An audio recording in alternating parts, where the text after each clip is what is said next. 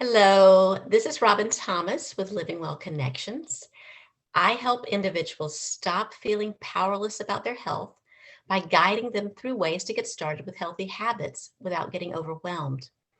I founded Living Well Connections as a community to support, educate, and empower us all to make healthy decisions toward a more balanced and fulfilling life. Today, I'm excited to introduce you to one of our Living Well Connections practitioners.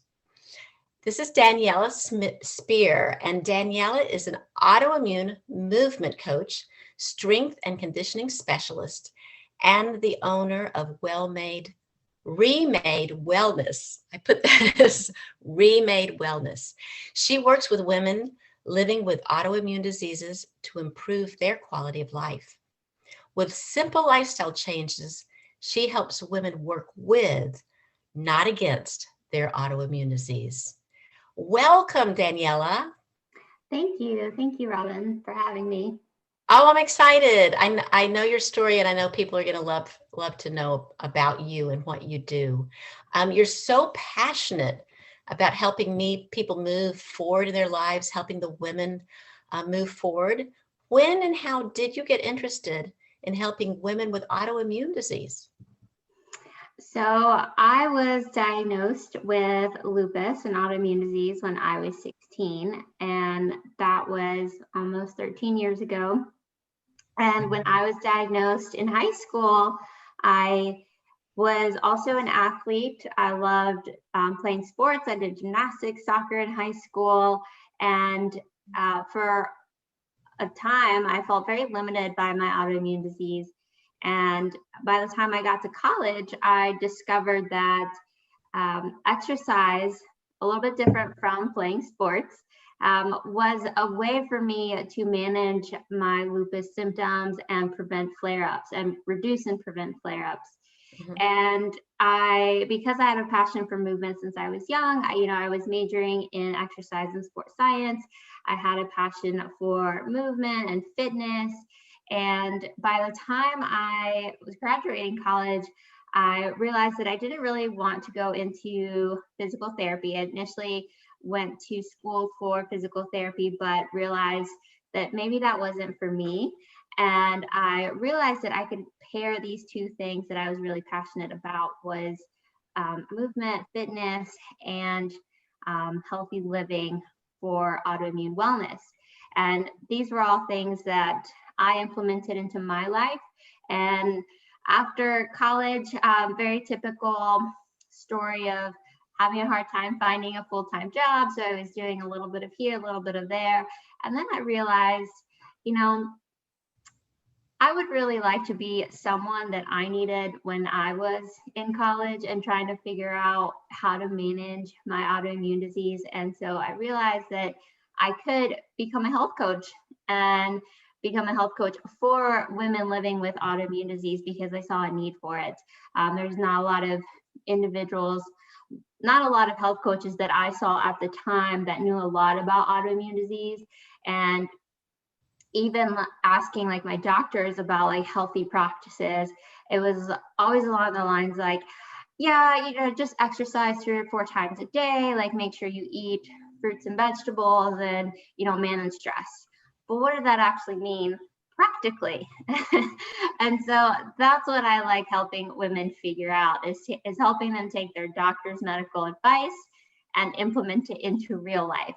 Because as you all know, women, we like to care for everyone else but ourselves.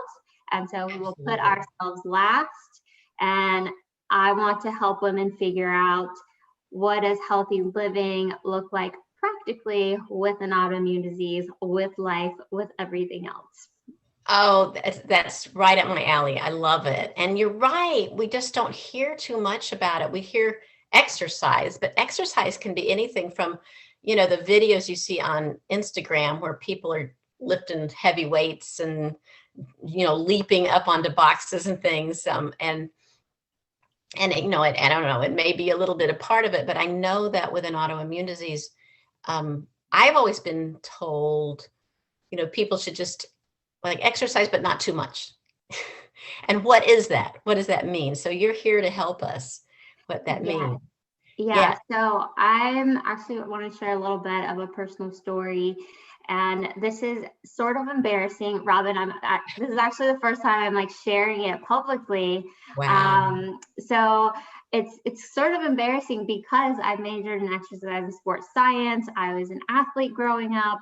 I've done fitness for years, but it wasn't until a couple of years ago that I realized I was exercising the wrong way. Oh, well, but see, it's hard to know. I It mean, is it's hard to hard. know until either you figure it out for yourself or someone points it out to you. And as a health coach, I want to help you figure that out so it doesn't take you as long as it took me.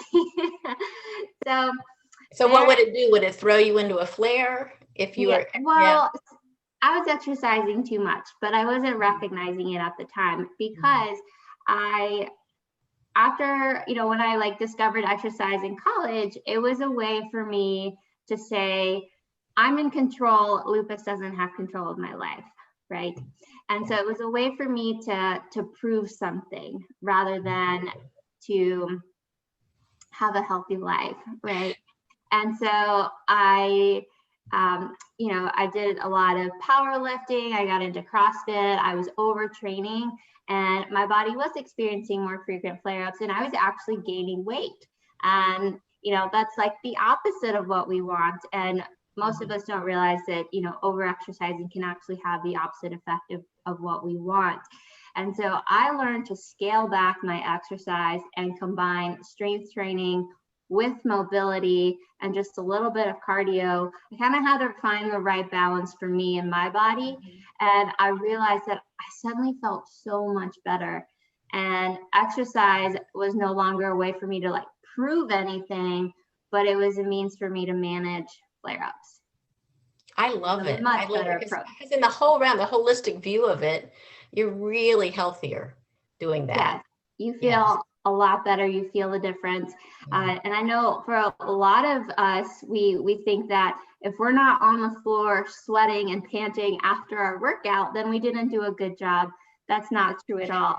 You have to really learn how to scale back because you want to feel good after your workout, not You want to feel on the energized floor. after the workout, not like lying on the floor going, oh, I can't Yes, move. you should not feel Or the next exhausted. day. I mean, that's what happens. This is what I've seen is people, they feel pretty good right after the workout, but Mhm. then they go home and then gradually, like the lactic acid gets, they just tense up and then then the next morning that's when it's really hit them.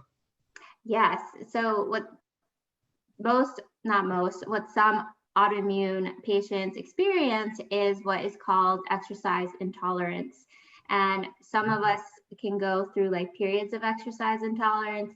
And what we think is that we need to exercise more to kind of get out of this exercise funk because we start realizing, hey, I can't run as far as I used to, or I can't, lift as much weight as I used to. I must be getting weaker. Let me train harder. When really you need to scale back and give your body a break. Think of exercise intolerance like lactose intolerance, where your body has the inability to process, Mhm. dairy. Your body goes through a period of not being able to handle exercise as well as it used to. And you can use gentle movement to move through a season of exercise intolerance. But it's not something that is talked about often in the fitness industry. So it's not something that we are trained to recognize, right? Right. So that's for most of the clients that I see, a lot of them come to me. They're tired, in pain, they're fatigued, they're flaring up. And most of them are in this season of exercise intolerance. So I help guide them out of that through gentle movement. And then we can get back to the more fitness type goals of getting stronger, running faster, those kinds of things. I like that because one of the things I wanted to ask you is, see someone's listening to this and saying, "Hey, that sounds great," and I don't know anyone who works like that, and they're raising their hand that they need you, they need this. So if someone is listening and really wants to work with you, what would that entail? I mean, how would they reach out to you? But Also, what do you do with a brand new client? Do you, Yeah. if I'm the brand new client coming to you, what should I expect?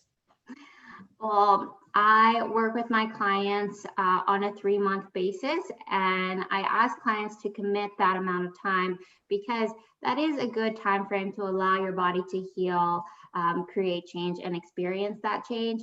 Unfortunately, fitness and movement is not one of those things that you can rush. It is a slow process that then becomes a journey for life, right? So I use my 3R method program: revive, rebuild, and reclaim. Okay. So what we first do, starting with revive, is helping you revive your mindset, your life. And we work through what are your stress triggers. We identify what is going on in your life and how can we help change your mindset around that. And a lot of that is working through breathing techniques and meditation techniques to help you identify what is causing you pain, physical, chronic pain, and how can we develop a better relationship with our pain. To then move on to the rebuild part of the program, where we work on rebuilding your health and lifestyle through strength training. And I use an app, a digital app. So I work mostly with remote coaching. So what's great about that is that you have all your workouts, you know exactly what you need to do, but you don't have to stress about being somewhere at a certain time. You do it in your own time, on your own schedule. And then we consistently evaluate to help you reclaim your life. We evaluate, what are you doing that's working, what is not working, how can we change up some of your lifestyle habits to support the movement program that you are doing. So we look at your sleep, your hydration levels, your nutrition, your connection with family members and friends. All of those things really play a big role in helping you manage your flare-ups. I love that. I love that, complete holistic approach, which is really what I think is best. I really do. It is. It's all very connected, and you can't really have one without the other. You can have the most perfect nutrition plan, but if you're not moving the nutrients around in your body, it's not going to help you. You can have the best fitness plan, but if you're not feeding your body well, it's not going to work how you want to. And you can't chase a burger. You can't. That have you heard of that comment? It's like, some people try to have fitness being their number one and only, and then I do this so I can eat anything I want. Well, I like a well-balanced diet. Yeah, that approach can only work for so long. You really have to take it a holistic approach. Yeah, it does backfire sometimes. Well, this has been fantastic. You have anything else you want, feel like to add? I would love for anyone to reach out to me, even if you just have a question of, hey, I think I'm experiencing exercise intolerance. I'm not really sure what's, the first step I should take. Please feel free to reach out to me at hello@remadewellness.com. I'd love to talk to you, get to know you, and offer some suggestions to help point you in the right direction. Wonderful. And I'm going to post the website in, underneath the video, so everybody will have it with just a one click. And I'm sure there's a contact page on your website. Yes, there is. Fantastic. Well, this has been wonderful and lots of fun. And I'm so happy to have you in Living Well Connections, because you're a wonderful resource. I think it'd be a lovely resource for a lot of women who are in our group. So thank you so much. Thank you, Robin. Thank you for having me. And if you are interested, if someone is interested in Living Well Connections and hasn't heard about us yet, you can head over to livingwellconnections.info and learn more about us, and then receive my gift of a free ebook, 5 Ways to Get Started with Healthy Habits Without Getting Overwhelmed. Until then, live happy and live well. Take care.